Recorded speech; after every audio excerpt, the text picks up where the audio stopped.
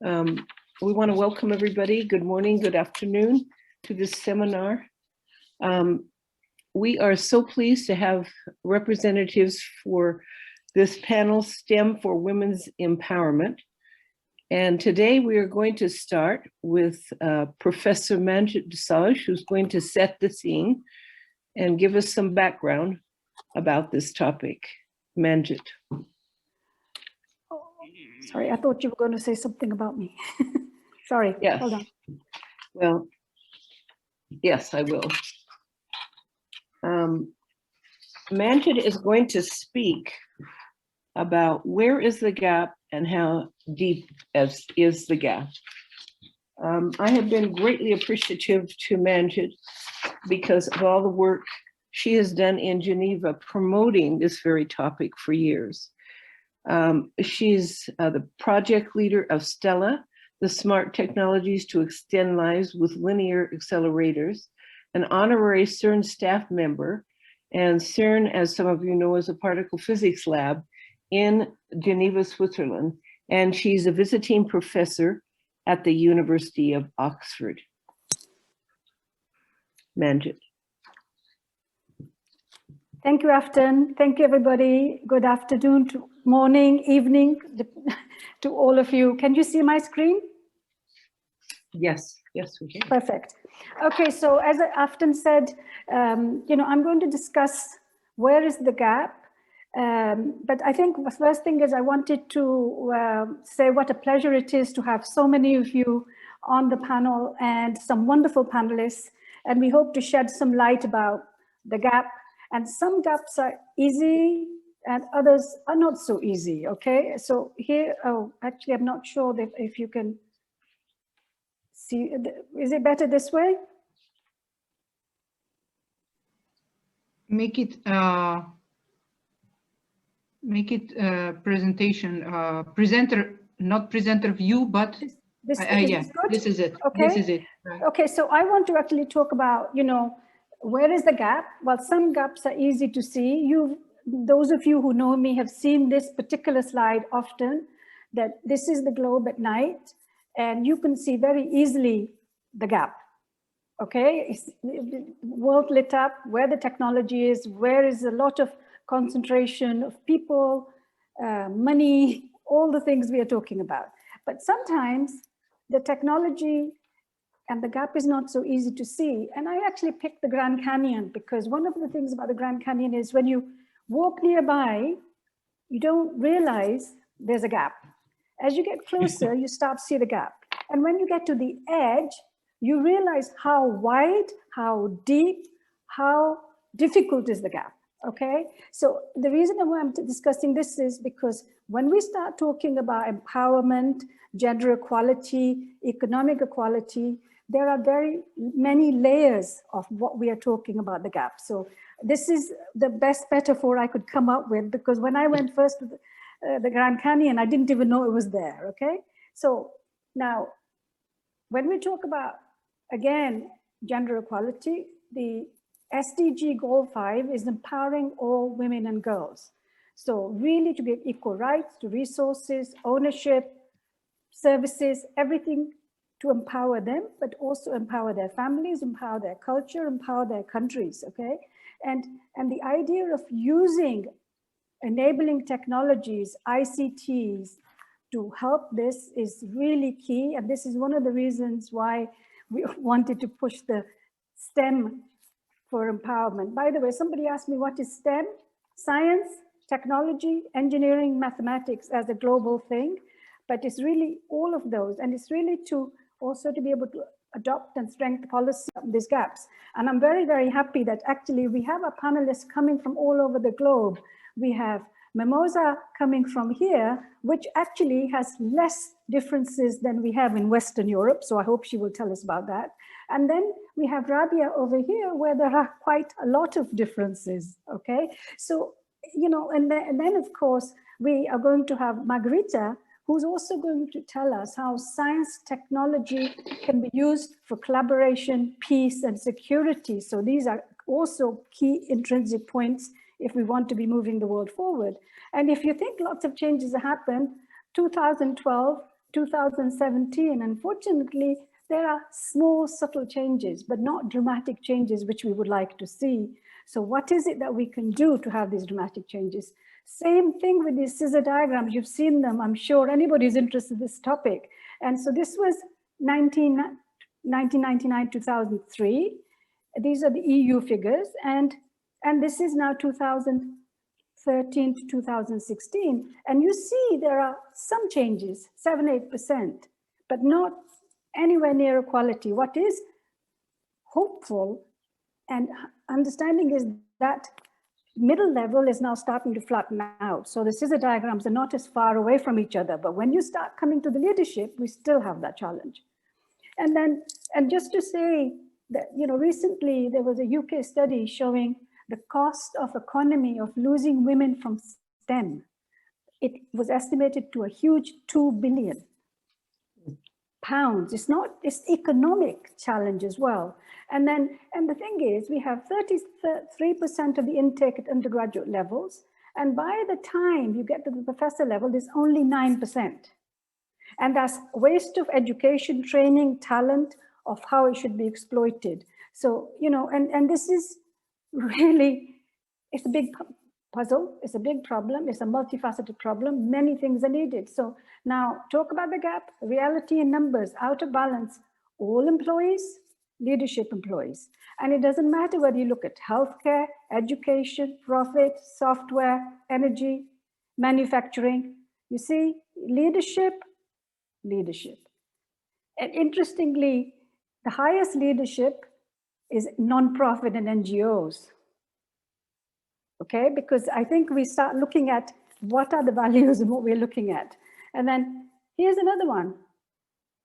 Reality in numbers globally, equally skilled, where's the progress? When you start going from primary, secondary, tertiary, and you go to leadership roles, we're talking about 32%. And this is the 2017 World Economic Forum data.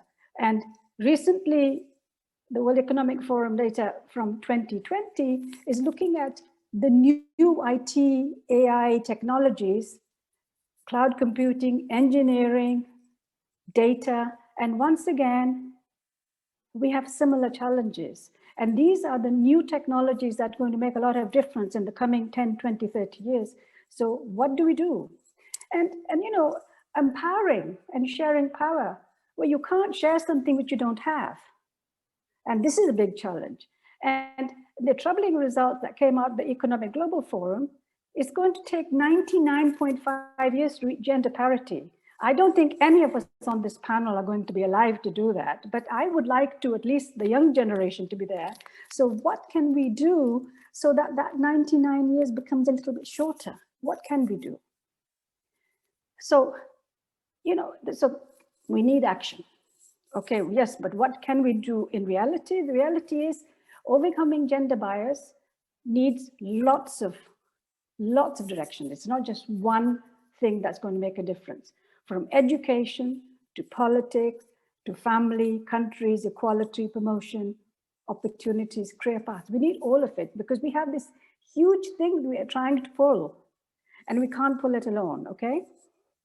And then, how do we do? We share knowledge, we empower people, we teach, we mentor, and I'm very pleased to hear that we are going to hear from our panelists parts of snapshots of how these are being used and can help us even more. Collaboration, putting up ladders, leaving them there. But actually, once you're up the ladder, make sure that they don't get pushed down again. So it's more than that. It's not just getting up the ladder, staying there, having support from all of you to keep it there. And we've made lots of progress. But the bad news is the effect of COVID, unfortunately, has pushed us back because the limited gains we managed are now being eroded. And somebody's going to ask me, well, why is that? Why is it not affecting men as well? Well, here's the reason. Economic crises always hit women harder. They tend to earn less, they have fewer savings, they are more in the informal economy, they have less access to social protection, unpaid care, domestic work, often single parent households. So this is what's worrying me, is that we were making progress, but COVID is really unduly going to affect women who are already challenged. So what can we do? And I'm not going to put anything, I mean, we could talk about how big and thick is the glass ceiling, not the gap, okay? The gap is one thing, the ceiling is another. The only reason I mentioned this is because we did Beijing Plus 20, where I did the editorial report for CSW Geneva. And 25 years later, we are still challenged. And you know, and what is the sad part? This deep ingrained bias is not just men, it's also women. So we have to all work together. And I just want to finish with this slide. You know, I can consider myself oceans apart from everybody, or I can say I'm bridging the gap. And what's important is in order to help this, we have to equally help contribute ourselves and our colleagues. So it's not going to happen without all of us doing our part. And now more than ever, it's really important because of the way the COVID has hitting our economy and especially women. So thank you very much. Afton, you are silent.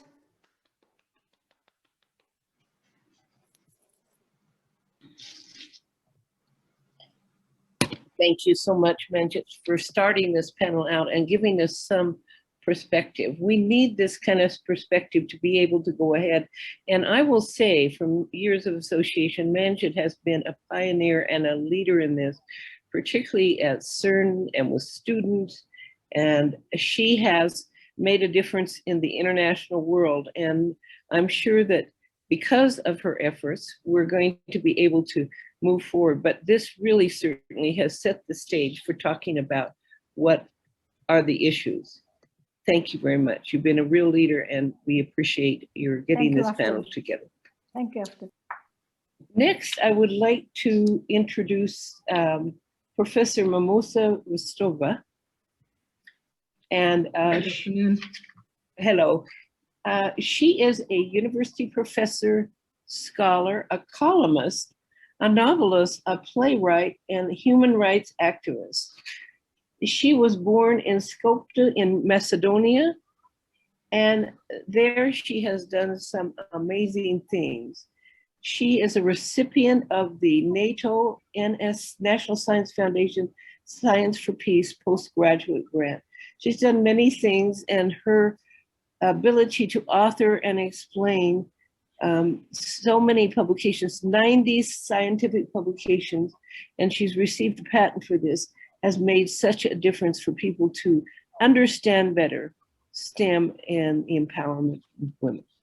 Thank you. And thank you, Martin. Yes. Okay, my talk for today is related to what has, okay, I'm not capable, okay, just skipped some slides. Just to remind people, to remind women in STEM that it shouldn't be forgotten who was the first who started all this struggle for our equality and balance in the world that used to be men's world. So this is Maria Sklodowska-Curie that I discovered. She was patient number 0, actually, who helped us walk easily towards the goal, towards the gender equality in the science and technology and engineering and maths world. So see, the scientific conference in 19,000 looked terrible. I mean, you can see what is missing here, something really wrong in this picture. Of course, not a single female on this picture. 11 years later, however, something different happened. There is one, this is a Solvay scientific conference in Brussels. And this is Marie Curie, the single event here. This is a small event, but it is a breakpoint, melting point, but still it is not the rule because one bird doesn't comprise spring. So the next year, in 2 years from that event, there is a second event, also Marie Curie, the single female person among those male scientists, stepping bravely into the men's territory. And then again, 21 years after, in the 20th century, she is still persisting in the men's world.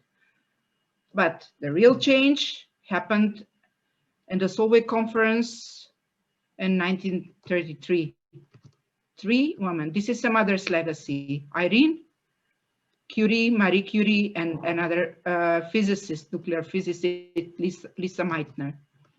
So it didn't end up with just those 3 people when she was gone already in 1934.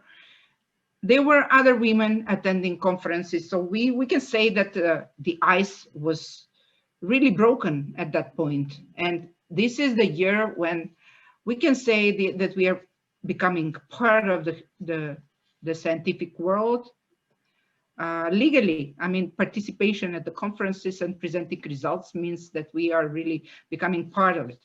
So what was the history behind this story of Marie Curie being #1, doing this for us? She was born in Warsaw. Warsaw was at that time under occupation of Russia, and the Tsar Nikolai IV was killed by Russian revolutionary students because the higher education was forbidden in STEM for the Polish students. In Poland, they had to go to Moscow and St. Petersburg to study STEM. Because they killed the Tsar, they didn't deserve to have STEM, higher education in technology and science. But what about women? Women couldn't study any higher education. Zero possibilities for women in higher education. Maria Sklodowska was born as a 5th child. This is pretty challenging to be a 5th child in a family, the youngest one. Also, it is very important for her history. It's that she lost her mother and her grown-up sister, Zosia, and she became practically the brain of the family, the propellant of the family. So the discrimination about the Tsar I already mentioned. Forbidden for Polish students, she couldn't study, but she made a deal with her oldest sister. She went to study in Sorbonne in Paris, and Maria should work and support her while she's studying, and then the vice versa should happen. She found a job in a sugar factory with the family of Żurawski family, industrialist family, and she fell in love with Kazimierz Żurawski, but this love was forgotten. They have to break up because she was poor and he wasn't, and they couldn't continue anymore. So that this was the first discrimination challenge that she faced. Then she attended this kind of university. They were flying schools in Poland, universities, like evening schools with variable address. Every evening, they would announce a different hall, a place where the classes they are going to attend. And then Marie went to Sorbonne. The time has come when she won a master's degree in physics, and the next year, 1894, she became a master in mathematics. This is a fact that nobody really knows. Then the most important part of what she became is meeting Pierre Curie. This is the man that helped her become the star, the icon, actually, to be valued as due to her own merits, not just because she was his wife. And this is their wedding present from Pierre is a bicycle when they went on a honeymoon on a Tour de France. Then Pierre helped her with the research, offered an instrument which was better than what she used as like Becquerel used, a photographic camera. This was an instrument that she used. Then she became, guess what? First lady who won PhD degree in France. Gabriel Lippmann was her mentor. He was a tough one, though. This is the toughest part in her life. She was supposed to win the Nobel Prize along with Pierre, but the Nobel Prize Commission was claiming that she didn't contribute sufficiently. So Pierre was sending the notebook, the lab log notebook, to prove that there were two handwritings on this book, that she is writing, calculating, and then he is writing, calculating. So this is the proof here that was sent to the Nobel Prize Committee. And they won the prize after 2 attempts. And after 2 unsuccessful attempts, Curie family, Curie couple won the prize. Irene and Eve, this is the year after the Nobel Prize. They were their children. This is the life of well-being, providing a lab, which was a former morgue in which they separated polonium and radium from the uranium ores. And then it happened, the biggest grief in her life. She lost the husband, the support, the best friend, the one who understood her values, the one who put her where she belonged. And then they gave her at Sorbonne his place, and she became a first professor because they didn't want to lose the knowledge and the lab that Pierre was having along with her. Then they put her, just making her unhappy as ever, working in the lab, but being undermined, undervalued all the time. Then she decided to go through another breaking point and see if she can enter the Academy of Science. Imagine, she was a Nobel Prize winner, and there is another candidate for the French Academy of Science, which is Professor Branly, known to be Marconi's assistant, and Marconi is the one who stole Nikola Tesla's patent, for which he lost on the Supreme Court in the United States. For Wi-Fi, and this is the person. He was more man, more Catholic, and more everything than Marie Curie. Whether one female should enter the academy was a question. Then Excelsior was nationalist paper that criticized her for being Jewish, which she wasn't. Judging from her facial features and from her handwriting, imagine. And then the handwriting was judged by her love letter that she exchanged with her lover, who was Paul Langevin. And Paul Langevin was a mathematician and physician who was married, but he had a terrible marriage, and they were in a relationship. And then they used all this to discriminate her, to humiliate her, to stigmatize her in the newspapers, to make riots in front of her home, in front of Curie's home, just to make her lose at the competition at the French Academy of Science. Then immediately after this event, she won the 2nd Nobel Prize, and she was buried in the Curie's tomb. But then after some time, 1995, she was transferred to Pantheon, Paris, with a ceremony of highest honor of 2 governments, Polish and French government. And she is the first one to be buried in Pantheon. And she was the winner of, let me summarize. She was the winner of 2 Nobel Prize winners. She was the Nobel Prize winner, mother of a Nobel Prize winner. Her family won 6 Nobel Prizes. And then she was the first PhD, first professor. And then Marie Curie, the year 2000, she was proclaimed to be among the 10 most influential people ever in the history.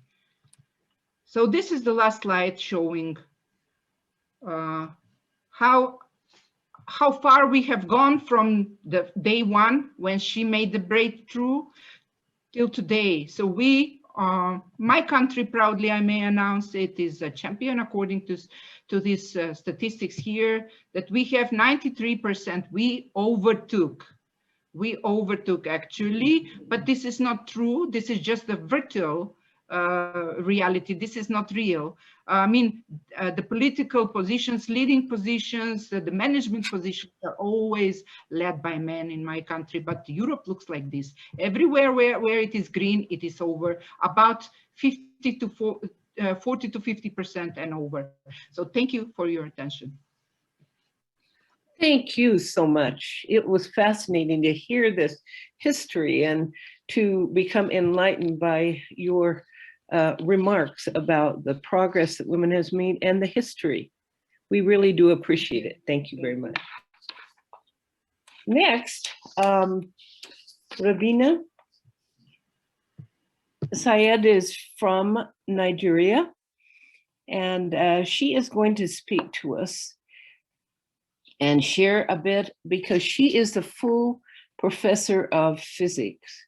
She has done so much as the deputy director of research in Kano. She's also the director of academic planning in Bayero University. She has been a Ford Foundation International Fellow.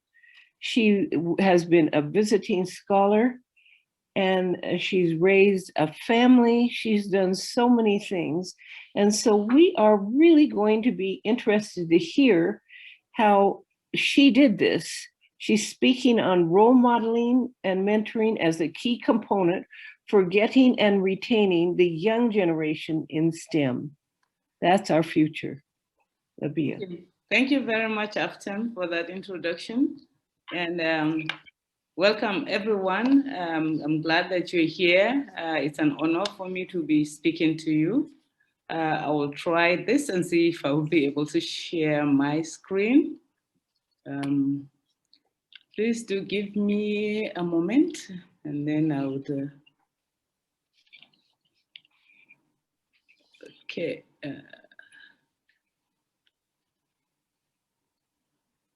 I always find it a little bit not so. So I'll try again. Yeah.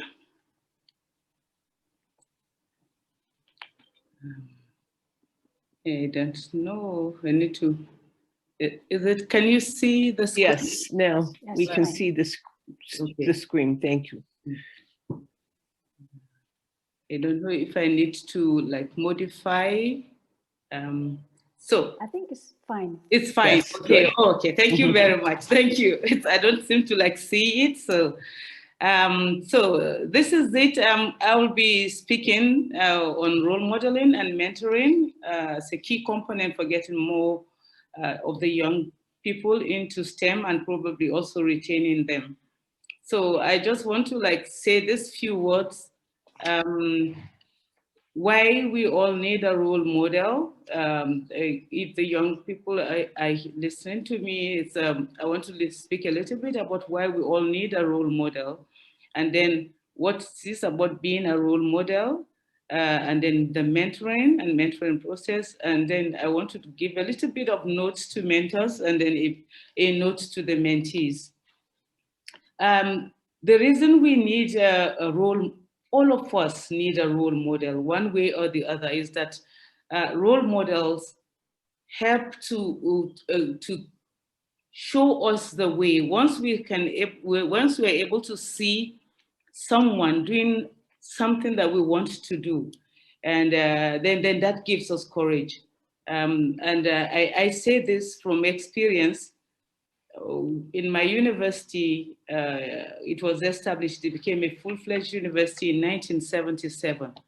And up till 1999, there were no females in the department.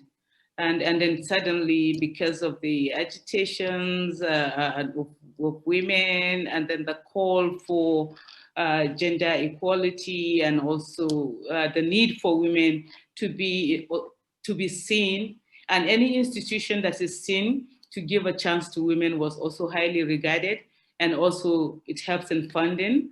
So my institution wanted to get more females into that department that didn't have for 20 years. And then we were employed in 1999. And as soon as we became lecturers within the university, a lot of the females that were scared of physics and didn't want to join suddenly gained interest. During the year I graduated, there were 4 of us females, and there were 23 males. And but now, if I tell you today, we have in a class of 50, we would have about 27 females.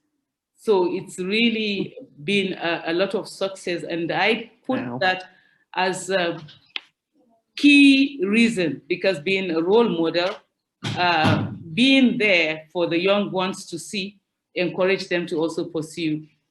Now, coming to being a role model. In order to be a role model, you must be seen to steer the course and set an example, and let the young ones know that, yes, it is doable. It may be difficult, but it's something that you can overcome. And therefore, you need to be strong to be a role model. And while you're a role model, you are essentially also mentoring. And in mentoring, it's the same thing. You will have to set examples. This is the way to go. And these are the things, and these are the do's and don'ts. And the mentoring that I do for the young teachers that come into the department is to let them know that if there is a job to be done, that they should stay and make sure that they do the job, they do it well, because that's the only way they would not, there wouldn't be a loophole to say, okay, you say we should get more females. Now we have the females and they are not doing it. So there's a need to keep mentoring them, letting them know that it's not just being on the job, but also making sure you do the right thing. Now, as a note for mentors, we have to realize that it is not an easy job, because the young will keep coming, they will keep asking questions. Sometimes you have answered the questions, but they will come back again to seek guidance. So it requires a lot of diligence, a lot of patience. You have to be patient with the questions that they ask and be able to guide them. And that's the only way they will not be frustrated.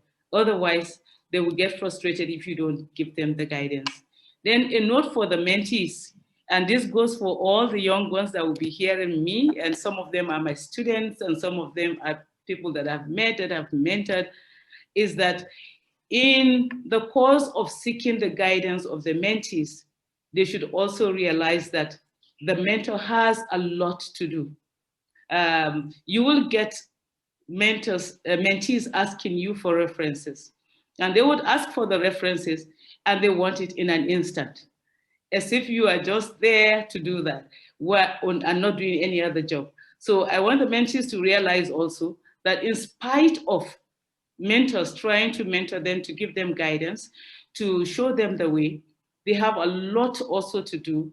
And therefore they will have to give, if they want references or they should be able to schedule their time and give time for the mentors to answer or to give them feedback.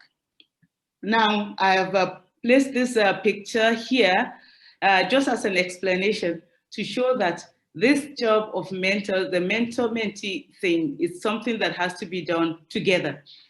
This is a thatched roof.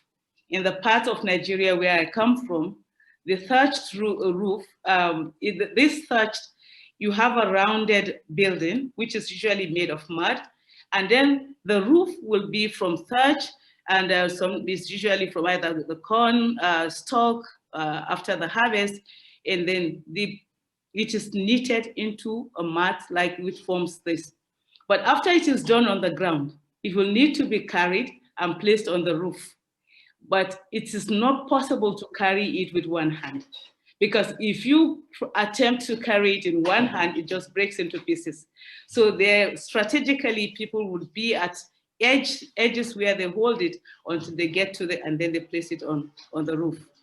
That is important, and that underlies what is required of mentors and mentees, that it is a job that needs to be done together in order to achieve success. And then I want to briefly give these quotable quotes that we may need in our day-to-day, that all the things that we are doing, as Marie Curie said, we've just heard about Marie Curie, so I always love this, the quote from Marie Curie, that you cannot hope to build a better world. You cannot hope to build a better world without improving the individuals. To that end, each of us must work for our own improvement. And then I've put this proverb, is an African proverb, is that a good wind is no use to a sailor who doesn't know his direction. So this would be a guide to us in whenever we are mentoring and guiding, we should guide them to know the direction they are going. If they don't know the direction they are going, no matter how much we try to mentor them, then, so this proverb applies. Now, a little bit about myself, a few words about me, the challenges I encountered and strategies for overcoming them. I encountered a lot of challenges, and this is because I got married early, immediately after my secondary school. The usual thing is to go to university. But then I didn't go to university, I took another trajectory and I got married. And then the story about the marriage and so on, I told the Afton and the rest, but it's not going to, I'm not telling it here. But just to let you know that because of that, I had 3 children by the time I went back to the university. And that was a lot of challenge. Then what are the strategies I used to overcome this? Fortunately for me, I was in Nigeria, where family cohesion, I think, just like India as well, we always have the family together. And because the family are together, you always have one person that will help you take care of some things. And then it was also not too expensive to be able to get a helper. And so you can get a helper, probably an older woman who comes like a nanny, and then they would help you. So those were part of the strategies and then a lot of patience, lots of being focused, a lot of managing skills for managing time in order to be able to read and then also take care of my house. Then the role mentors in my career path and how I found a mentor, I wouldn't say I really have a role model or a mentor, but I was somebody who read a lot. I read so much about Marie Curie, for example, and then I was keen about any woman who was strong enough to be able to make a point. If I read about any woman who was strong and had a dream and was able to achieve the dream, I say, okay, I want to be like that. Those were the kinds of role model and the people I looked up to, which helped me in my career path. How science helped me to get where I am today? Yeah, I think really science, and particularly physics, helped me to be where I am today. Because every time you say physics, there are few women in science and fewer women in physics. I think this is what helped. So there was always somebody willing to help. And so one key message and advice that I would give to younger women to help them with their future, like I said, they should be focused. When they are focused, they should know the direction in which they are moving, and then they should be sure that this is what they want, and they should stay the course. So this is the advice I would give to any young, I want to appreciate Margarita for linking me to this panel, to Manjit and Afton for accepting that, having confidence that Margarita actually selected somebody who is capable of being on this panel. And then I want to thank the Mother Legacy Project and the CSW team for putting together all these labyrinth and being able to overcome the labyrinth in order to get this CSW65 going. And this is a teamwork. We'll continue to be together to do this. We have to be a cohesion and do everything together. And these are some of my contacts for those who would, and you can also Google Rabia Saliu Said. So thank you very much for listening to me. And thank you. We have really gained from this presentation, and we thank you for being here and telling of your journey, a great journey, and you're still on it. Our last speaker, before we hear from our special rapporteur, Mutua Kobia, I am thrilled to introduce her, Mrs. Margarita Kalinina-Pohl, and she's going to speak today on empowering women in STEM through non-proliferation training and outreach, achieving international peace. So we're talking about a very noble goal. So many people at the United Nations have this goal, but in this case, Margarita has really done something to achieve this journey in STEM towards this goal. Margarita. Thank you very much for your kind and generous presentation, Afton. And taking this opportunity, I would like to thank organizers of this panel and Mother Legacy Project and all of you who invited me and also put endless hours and effort in making this panel happen. I know there was a lot of work, it's hard work. So, and to all the attendees who found time to join us today. And just a little disclaimer before I start, I am not a scientist. I think I'm the only speaker at this panel who doesn't have a formal academic background in STEM.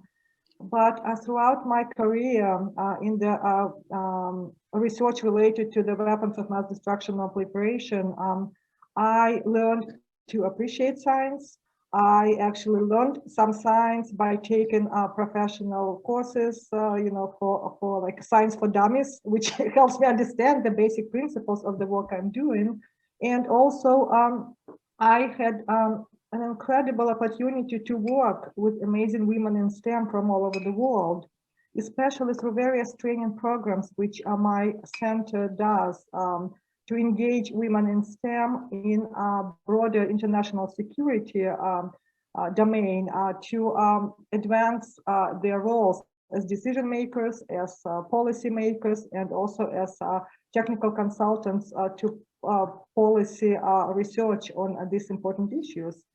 Just very briefly, I represent the James Martin Center for Non-Proliferation Studies. We are a private think tank, NGO that focuses specifically on research in weapons of mass destruction and proliferation, arms control, nuclear security, and other related issues. And our second area is training. Our mission is to train a new generation of non-proliferation experts who could work and deal with challenges of today's world. And I always like to show this picture. Do you believe that these women could be the future leaders? I do, because I have met these amazing women. They are participants of our Visiting Fellows program, which we offer to junior and mid-career professionals from all over the world and from different backgrounds. And on this picture, you see women from Egypt, Pakistan, Turkey, Indonesia, and Mali. And 4 of these women have a background in STEM, including biology, nuclear engineering, chemistry, and they are all holding the certificates of the accomplishment of training in non-proliferation. So I think it's a good setting for what I'm going to say for the rest of my presentation. So what I would like to start just with a few observations about how roles and perceptions of women in international security have changed and continue to change. And I think that United Nations Security Council Resolution 1325 was a great breakthrough in recognizing the important role of women in the prevention and resolution of conflict and promotion of peace and security. We need to remember that women are better peacemakers and they're better negotiators. It's been there are actually practical evidence that shows that women could achieve a lot more, and also teams which have women representation also are more effective and more productive. So in my field, women play prominent roles in nuclear non-proliferation and disarmament. And the pictures on the bottom of this slide, I think I liked what Professor Ristova showed. She showed the picture of all stiff-looking men sitting, but also it was a different era. But look how dynamic this picture is. And this is the woman who is standing in the. She is ambassador from Costa Rica, Elaine White, and she's also the alumni of our institute. And she was the chief negotiator of the very important treaty which came into force this January, and this is the Treaty on the Prohibition of Nuclear Weapons. So this is, and she's celebrating this moment. And the picture next to it is her embracing hibakusha. And if you know, hibakusha in Japanese means the survivor of the atomic bombing in Hiroshima and Nagasaki.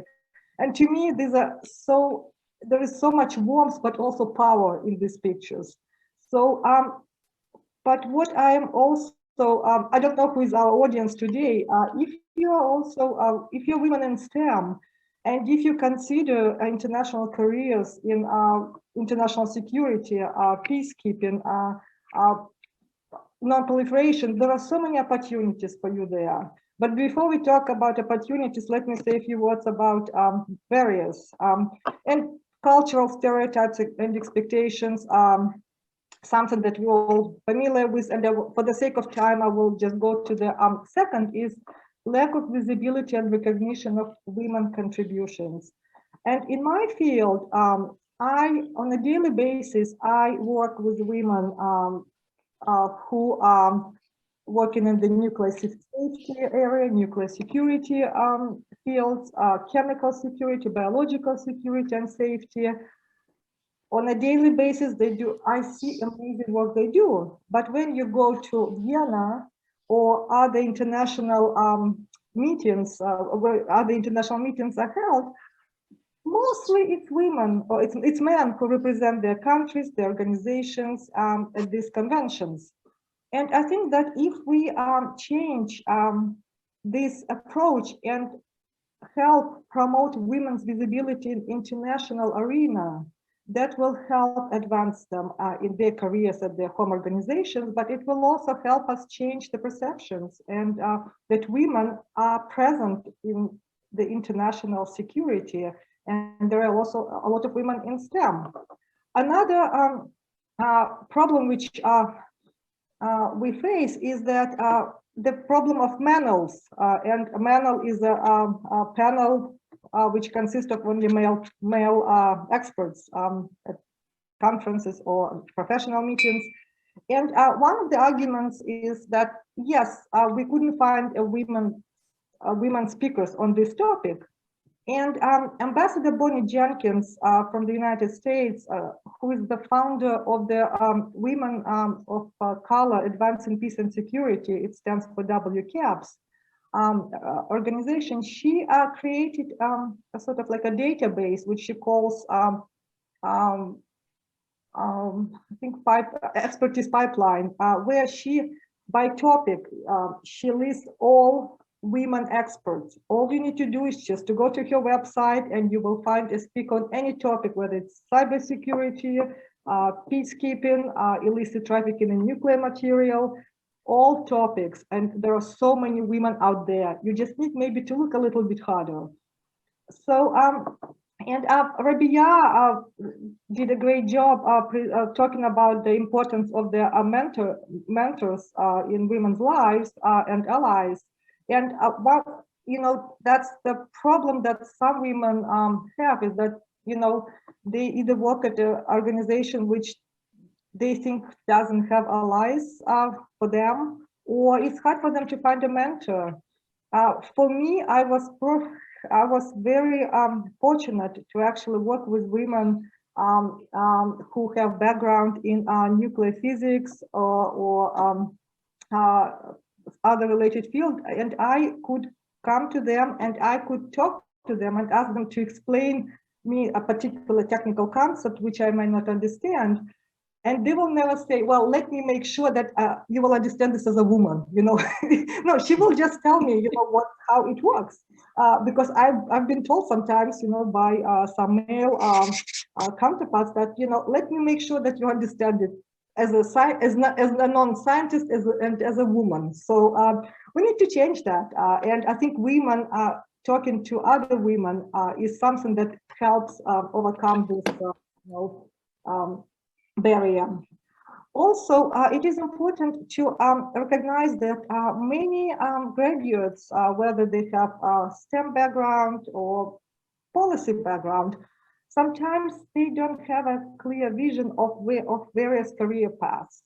And I think that's what we as a community of women could help each other. We could talk to young students, and one of my colleagues at my center, she has launched an initiative. It's called Young Women in Non-proliferation, where she talks to undergraduate students, mostly in the US, but I think this actually could take an international span. We could create some international network of mentors who could advise women on the career path in peace building or international security, and how STEM background could be applied to these careers. So what are the opportunities? I want to me, what presents the opportunity is that women in STEM take a great interest in issues related to weapons of mass destruction and proliferation and international security. And why do I say that? Is because I know from my personal experience, when we offer a training course for women on nuclear security and non-proliferation, and especially if it focuses on women in STEM, we usually receive over 100 applications. And we could only accommodate 30 people. So to me, this is a great indicator of an interest, and women, once we advertise the course, we have to turn down some women, and it breaks my heart, but we have limited resources. But Manjit mentioned that COVID brought some, you know, there will be implications for women, which I agree. But also, I'm an optimist. I look at this from the positive side. I think that also COVID allowed us to hold events which include more women, which actually increase visibility of women. And in January and February, we had a training course where Manjit was speaking to a group of 80+ women from all over Africa with a background in STEM. So that allowed us to, we didn't turn down anybody. We were very happy. So I also want to say that my field, the field of non-proliferation, is the interdisciplinary field. This is where we build bridges between science and policy. And women in STEM have amazing opportunities in the field. And I'm not advocating that they drop all the other work and join the field, but it just, you know, it diversifies your portfolio, your opportunities. And there are a lot of academic and professional training opportunities. They include, there are several graduate level programs, including a program at my institute, which offer non-proliferation training, a degree in non-proliferation and terrorism studies. And recently this program was designated as the STEM program. There are other opportunities. For the sake of time, I'll just, if you have any questions about what you see on the slide, please email me. But I also want to say that, you know, what you could do with your STEM background, there are opportunities in the international organizations, such as International Atomic Energy Agency. The new director of the IAEA, Raffaele Grossi, made a pledge to reach the gender parity in his agency, and he's working very hard to do that. There are other organizations such as a Comprehensive Test Ban Treaty Organization, United Nations Office for Disarmament Affairs, who is actually headed by a woman, Izumi Nakamitsu, and many other organizations. And there are networking opportunities. So I want to, I actually liked that Professor Ristova started us with the description of Marie Skłodowska-Curie's life. And there is actually the best way, I think, to honor her legacy is the new fellowship, which was launched by the International Atomic Energy Agency last year. And coming forward on an annual basis, about 100 women will receive this fellowship to pursue their studies in nuclear security field. And I think this is an amazing opportunity, and I hope that other organizations will find other ways to support women in STEM and in policy throughout the world. And these are just my contact details and more information about my organization. But I just want to finish up with another African proverb, which I think was rephrased, but basically, I think the essence of this proverb is, if you train a woman, you train a nation. So I think the more women we train, the better world we will leave behind. Thank you. Thank you so much, Margarita. Bravo. Now, behind the scenes here, we have a young man, Mutua Kobia, and he is going to give us, he's a special rapporteur, and that means that he is taking note of everything that's being said. And because of the fact I've known Mutua a long time, and Manjit certainly has worked with him, the Beijing conference, now is the opportunity to hear from a young person who's achieved a lot and followed the path that everyone has been talking about. He's still very young too. Mutua. Well, thank you very much, Afton. And first and foremost, I want to thank Afton and Manjit for organizing this panel, and also Petya, who has done a lot of work to put all of this together and bring us to talk about this important issue of not only identifying the gaps, but also recognizing STEM and what it can do for empowering women. But I think on my end, well, my specialty really is at the moment is human rights. And I just wanted to make a few connections and some links between the STEM and human rights, some of which we've already heard from our panelists who have already very well spoken. And that is one thing that I noted as well was the importance of sharing knowledge and also having someone to mentor other people and to help share that knowledge, get it passed down.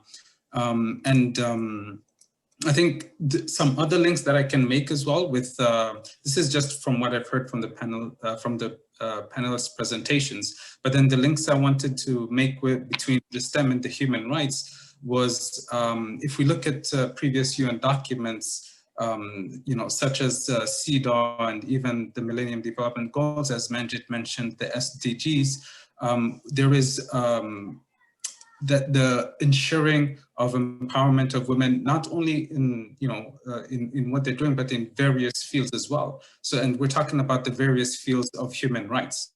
So, we must include as well, issues regarding their environment, issues regarding social and political rights. And the similarity between that and STEM is that STEM also opens opportunities in various different fields, from mathematics to science and technology. And so in this way, STEM definitely helps women and girls to enjoy the most basic of rights and further their experiences as well, and share these experiences, because as we heard Margarita says, this opens opportunities for networking and dialogue as well. And then also wanted to note in particular, just in case some people are not too aware of what STEM is doing, which I think is highly important, is also developing the skills across these various areas of science and technology, because in a lot of discussions where we tend to kind of miscommunicate is because we don't have the same language skills. So for instance, we can talk as a scientist, but then somebody who specifies in the field of law or politics may not understand properly exactly what we're saying. So what STEM does is develop these skills across the various fields. And the same thing can be said with human rights and even in international law. We have to be aware of these minute changes that we don't realize at the forefront, but it's very important to recognize when we talk in our daily lives and also professional lives. So I think what's also important to note as well is when we're identifying the gaps, as Manjit showed in her presentation, we can see these gaps in numbers. But then we also have to recognize that there are also gaps that we cannot see in numbers. And this is what the personal stories and pictures tell about the success of STEM, but then they also make us realize that there are gaps and there are barriers which we have to overcome. So with this in mind, I think what mentioned is when we talk about women's empowerment, we talk a lot about gender equality, but we don't talk too much about gender equity. But I think what this panel has done has also shown, that we need to be more attentive to gender equity. And I'll just like to thank, Krishna Ahuja Patel, who really stressed on this point of gender equity, and she tried to bring this, not only to the United Nations, but also her mentees. And I think she also wrote a book about this, and she explained it really beautifully. So that's one thing that I think we should keep in mind. But then also we have to recognize and measure, the progress that we have come to as well, both in terms of gender equality and gender equity. And that's coming from, the field of science and our professional lives, but then also in our social lives. And I think those are just some important notes that I wanted to bring to the panel, and also to say that as a recommendation, I strongly would like to recommend that we look at all fields of study, but then also look at the practices which we take upon these fields. And those sometimes come in informal practices, because we have the formal and the informal. So we must not forget the informal ways of communicating, because these are some of the ways we can also overcome the barriers. And on that note, the communication also has to be done in creative ways. And I think, so when we look at science, technology, we also have to think about, the arts as well. And I think it was mentioned before with Mimoza. She's a poet, and she did different writings. So let us not also forget these creative methods of educating others and also communicating with others. And I'll just leave it at that for now. So thank you very much, Afton, and I want to thank the panelists and everybody who's attending this panel. Thank you. Thank you so much, Mutua. It is always very heartening to see a young person who has taken advantage of some of the opportunities, in this case it's in Geneva, Switzerland, by furthering his education and, in a sense, very much following the world of his mentors. And, all of you who have been mentors in your own way, in your own countries, in your own areas of expertise. But most of all, I think we need to thank Manjit.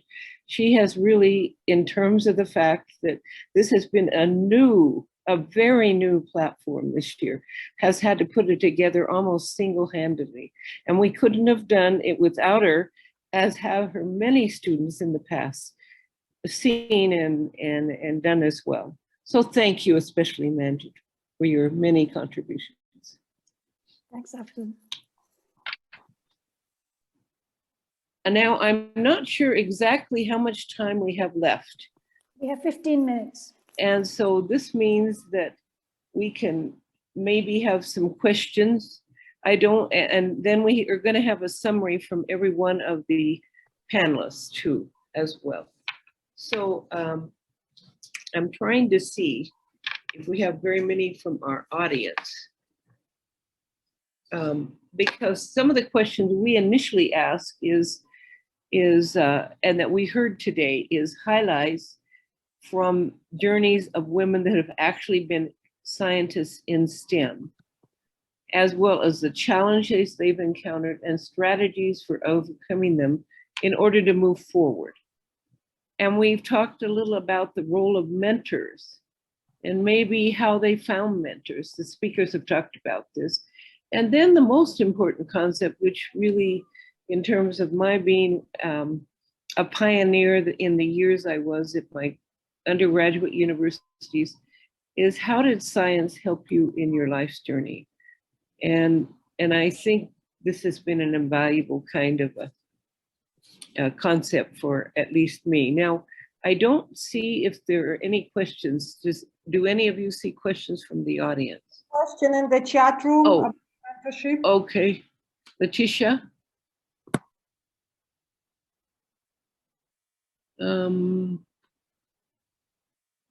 I saw that Letitia was commenting, but I'm not sure how to quite get her.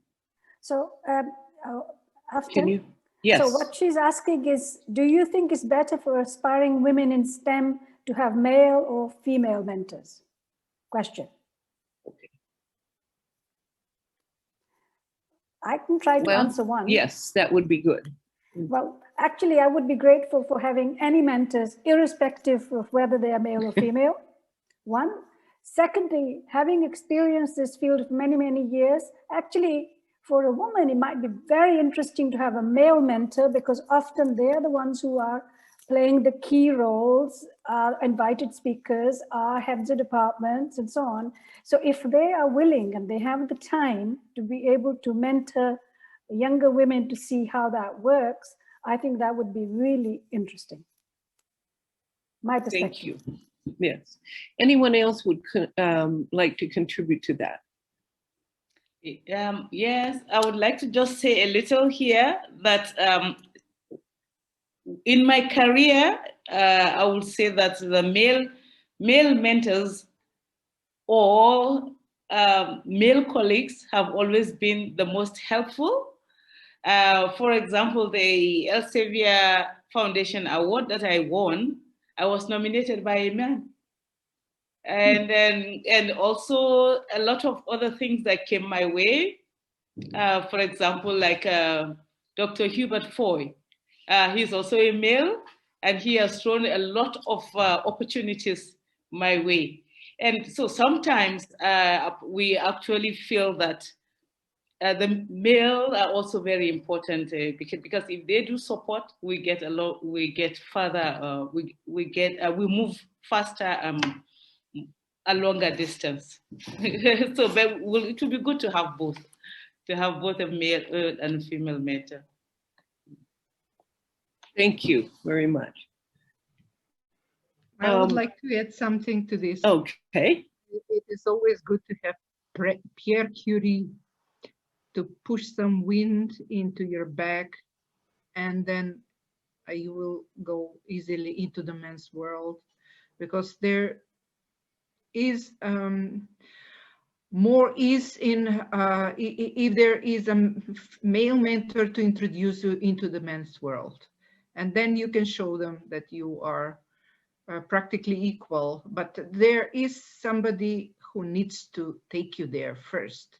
I think the importance of the men is to find somebody like Pierre Curie, like Mutua, the one who understands the values of a woman in STEM, and take you there and allow you show all your capabilities, all your talents and everything.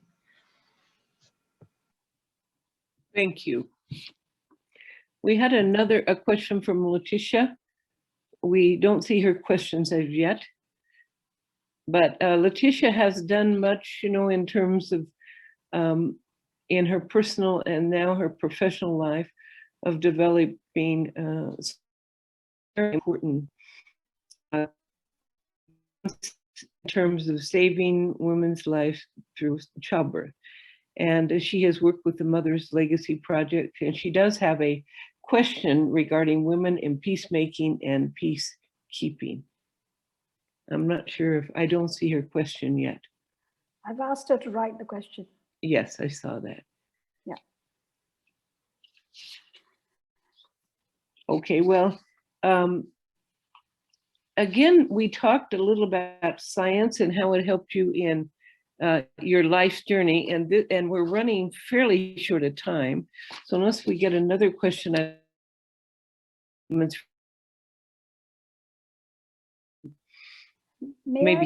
yes, Manjit. May I ask a question from Mutua?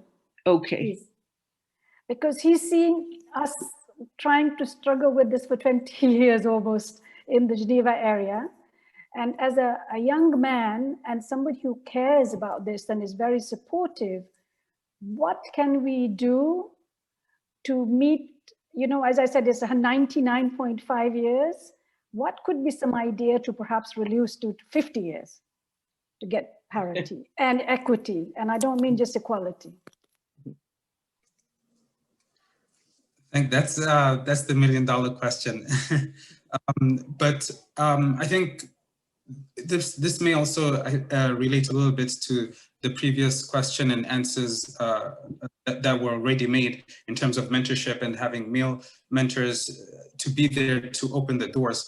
But I think, and for me, my mentors has been you and Afton as well. And I think that's important because it allowed me to have an open mind. So I think just very briefly to maybe one thing that can help us get there quicker is to have an open mind and to listen to each other.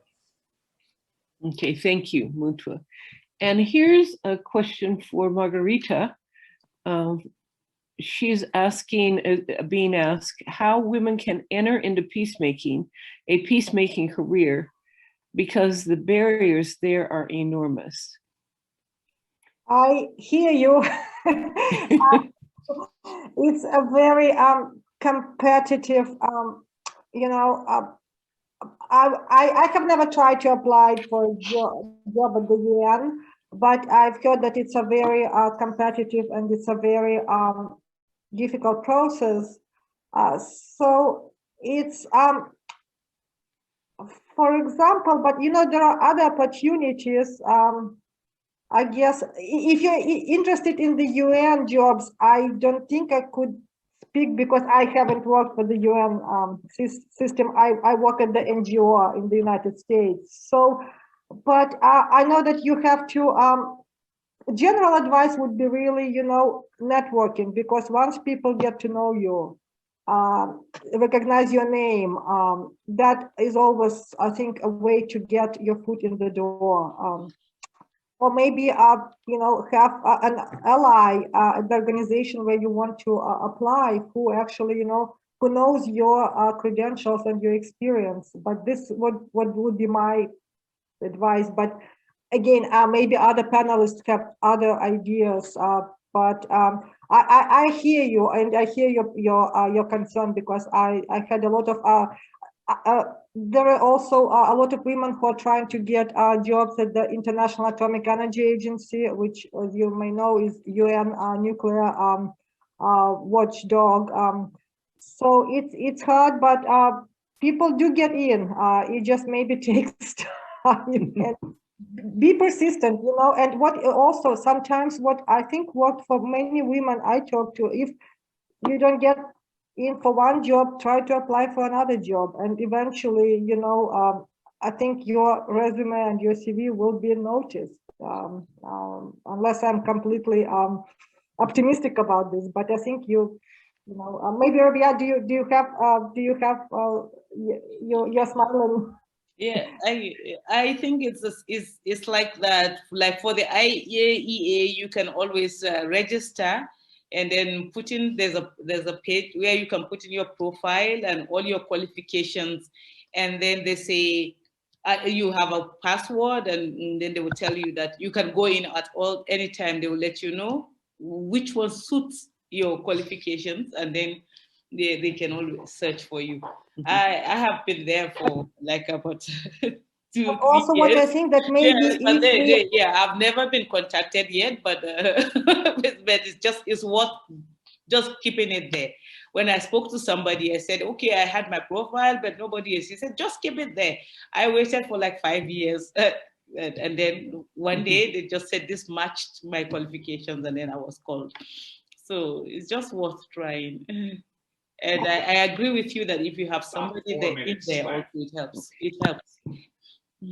Thank you all for your comments. I think they're very good. And I think we have some people listening to this who have made great contributions in terms of maternal health with Letitia and Anne. Lindsay has mentioned the World Federation for Mental Health in Geneva. And these people are working and watching and join all of you today. We have very little time left, so we'd like to go to each one of you for a very short statement.